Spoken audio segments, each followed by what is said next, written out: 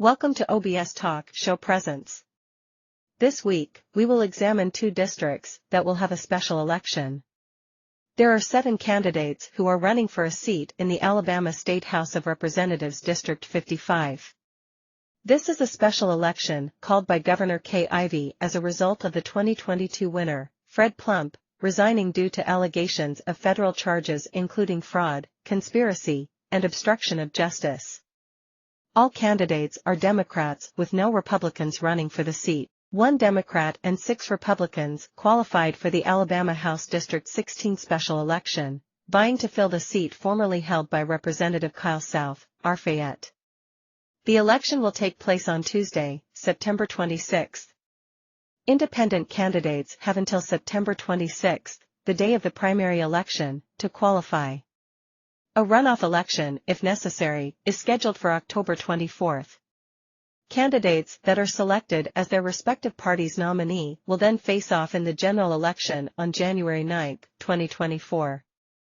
Kenneth Coachman. Age, 67. Residence, Fairfield.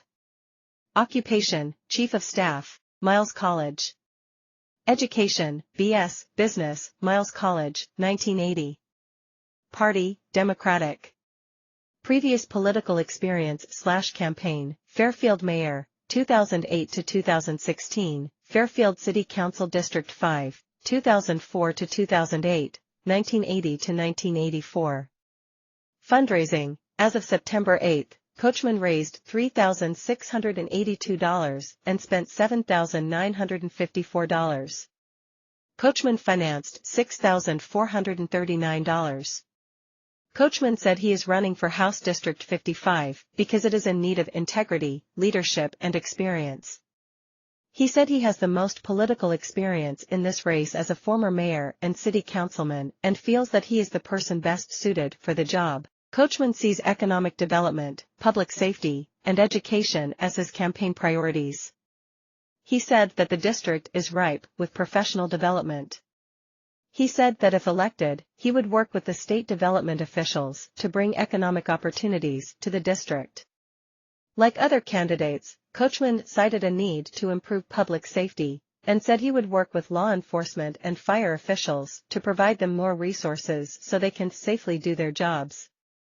Coachman said the state needs to provide more resources to struggling schools, and not take them away. He said the voucher program is fine, but you've got to have a plan for public schools that will continue to have problems if resources aren't given to the students left behind. Travis Hendricks. Age, 40. Residence, Birmingham.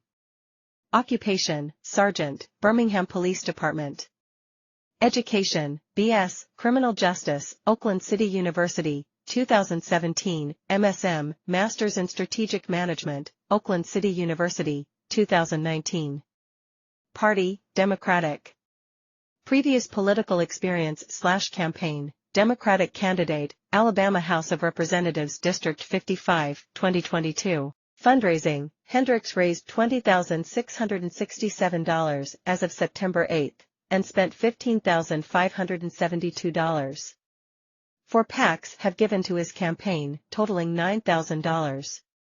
Alabama Works PAC, which also provided $4,253 in in-kind contributions, made the largest donation of $3,000. Hendricks said he is running for House District 55 because he wants to improve the quality of life for people in the district. He said that's what led him to law enforcement. Now I want to dedicate myself in front line creating policies that directly affect the district, he said.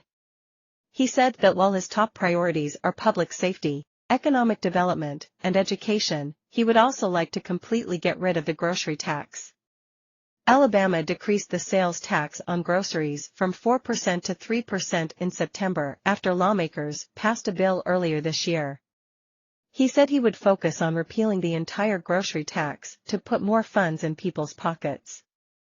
With a career in law enforcement, Hendricks hopes to leverage his experience to advocate for more resources, as well as build relationships with community leaders to establish preventative programs for young people, so they can continue to be successful. Aside from legislation to make people at least feel safe, he would advocate for more resources in schools so that teachers and students can continue to be successful.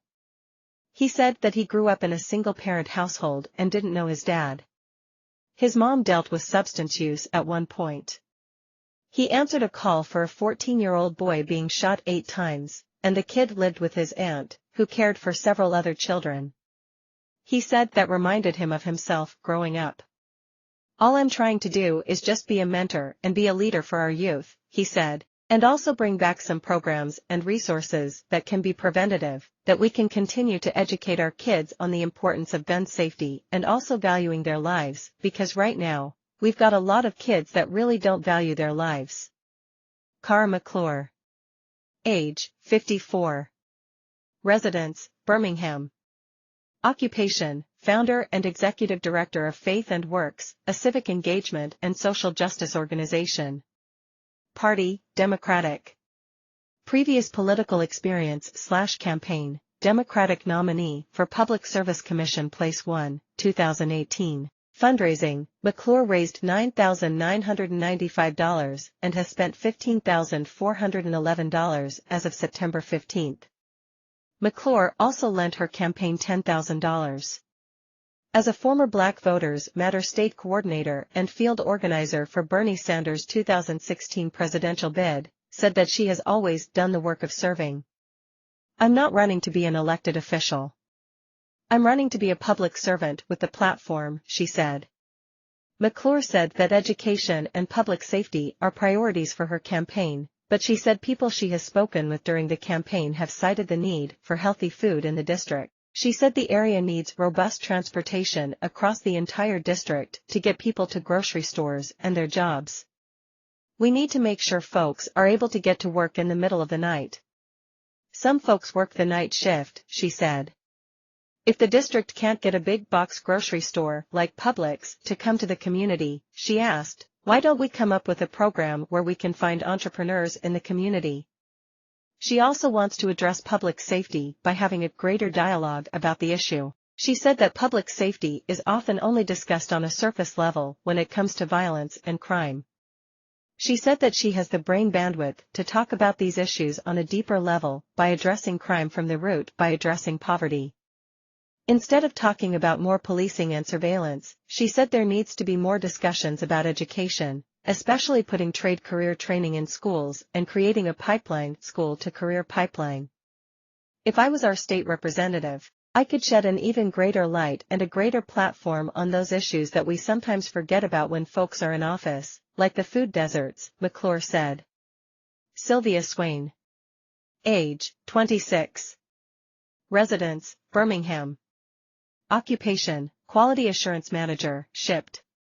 Education, BA, English, University of Alabama, 2019. Party, Democratic. Previous political experience/campaign, elected member of the Jefferson County Democratic Executive Committee, 2023-present. Fundraising, Swain raised $21,283 and spent $4,237 as of September 8. Swain feels that young people often shrug our shoulders when anything bad happens in Alabama and contend with that being normal. "I think that Alabama is so much more than what we're seeing in the Capitol, and the only way to make that change, to show the state and the country who Alabama is for more young people and people of all sorts of backgrounds to run and try to change the conversation," Swain said. Swain said that she can offer a bold and unique perspective as the only candidate in her 20s. Swain, if elected, would be the first transgender representative elected to the Alabama House. She doesn't see this as a win for her or even the greater LGBTQ community, but for all Alabamians who can see the value of having a trans legislator having a seat at the table. She said that public safety is her campaign's top priority and said addressing crime is a big deal for the district.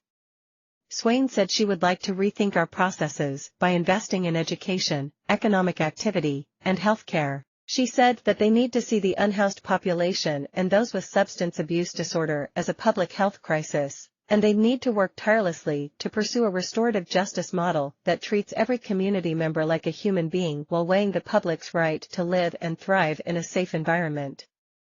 Swain said she would make workforce development and Medicaid expansion a priority, and that the state is not providing enough workforce development in trade fields. People also don't have adequate transportation to get to work or proper health care, which impacts their ability to work. Every Alabamian deserves equal access to quality health care, she said. Alabama is leaving money on the table by refusing to expand Medicaid, and I'll do everything I can as representative of District 55 to encourage the governor and my fellow legislators to make the common-sense decision to expand Medicaid.